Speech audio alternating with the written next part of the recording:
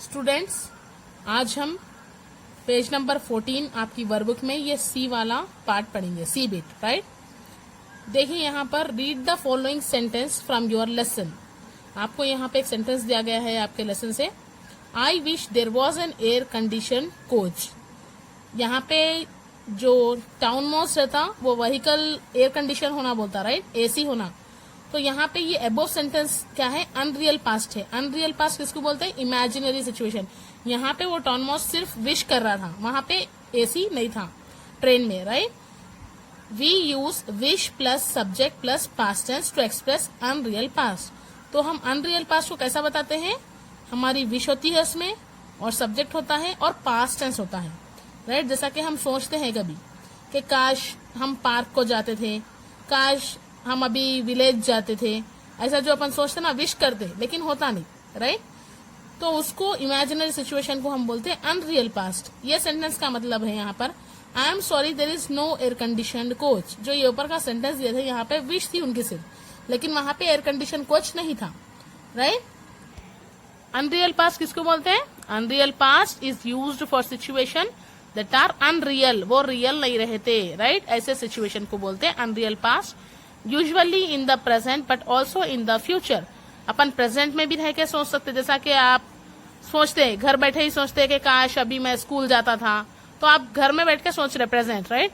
या नहीं तो आप फ्यूचर में सोचेंगे कि काश मम्मी पापा कुछ अपन को टॉयज दिला देते थे फ्यूचर में, ऐसा।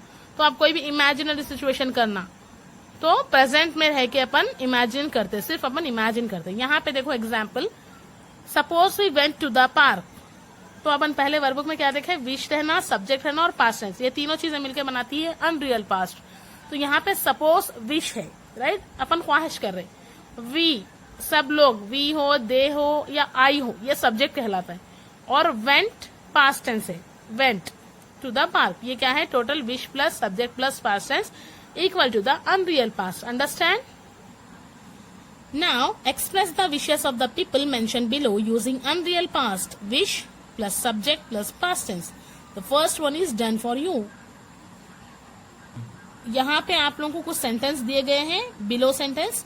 आपको यहाँ पे अनरियल पास्ट इस्तेमाल करते हुए लिखना है, जैसा कि यहाँ पे फर्स्ट वन आपको करके बताया गया है। फर्स्ट वन में बता रहे, Sindhu has missed her school bus, she has to go to school urgently, she wishes to have a car, how would Sindhu express her wish. Sindhu की बस मिस हो गई, स्कूल बस, अभी उनको अर्जेंटली स्कूल जाना है। तो सिंधु क्या विश कर रहे कि अगर उनके पास कार होती, बोल के उनको विश करना है। तो आपको सिंधु कैसा उनकी विश एक्सप्रेस करते हैं वो बताना है। तो आंसर में देखो कैसा दिया, आई wish I had A car. तो यहाँ पे ये आई क्या है, यहाँ पे देखिए आई सब्जेक्ट है, विश विश है उनकी, और हैड क्या है, पास्ट टेंस है, right. I wish I had A car. ऐसे ही आपको ये सेकेंड, थर्ड, फोर्थ, फिफ्थ भी करना है। देखिए अपन करेंगे। सेकेंड वन में है, Anita wants to abolish the system of exams, she wishes to be the prime minister, how would Anita express her wish. यहाँ पे अनीता क्या बोल रहे हैं, अनीता को एग्जाम का सिस्टम खत्म कर देना है, एबॉलिश मतलब खत्म करना है। तो उन्होंने क्या विश कर रहे कि उन्होंने प्राइम मिनिस्टर रहना था। तो अब अनीता कैसा उनकी विश एक्सप्रेस करेंगे, I wish I were the prime minister.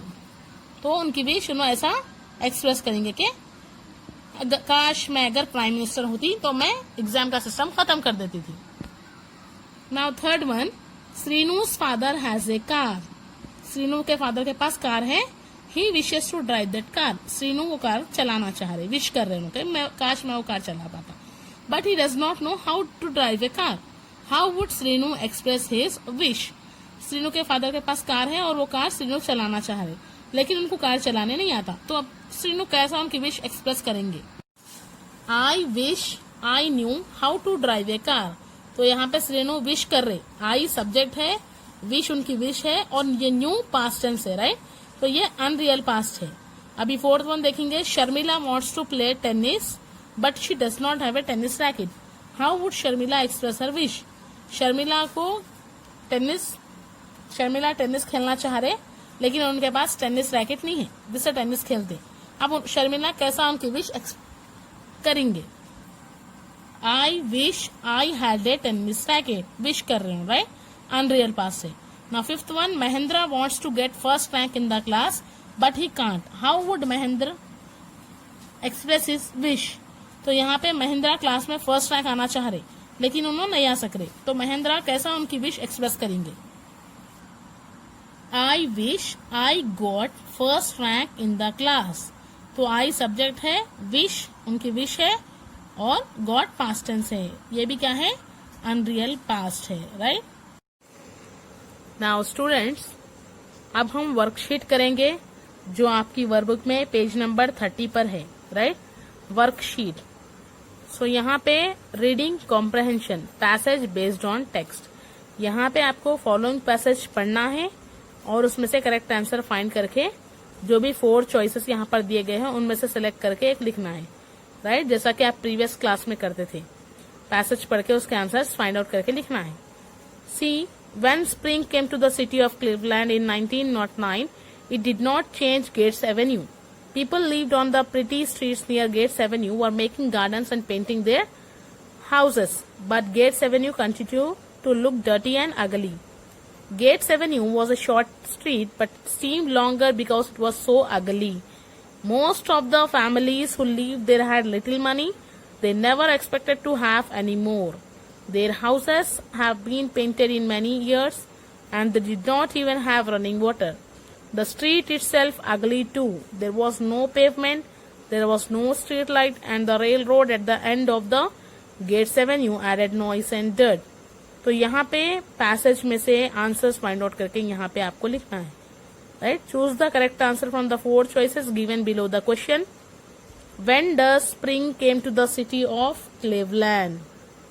Spring कब आया था क्लेवलैंड सिटी में, स्प्रिंग सीजन बोल के पूछ रहे, तो यहाँ पे क्या दिए, spring came to the city of Cleveland in 1909, तो ऑप्शन है B.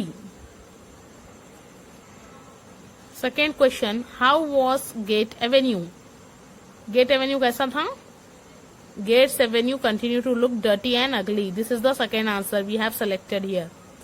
Gets avenue was a short street, right, so you have to select short street.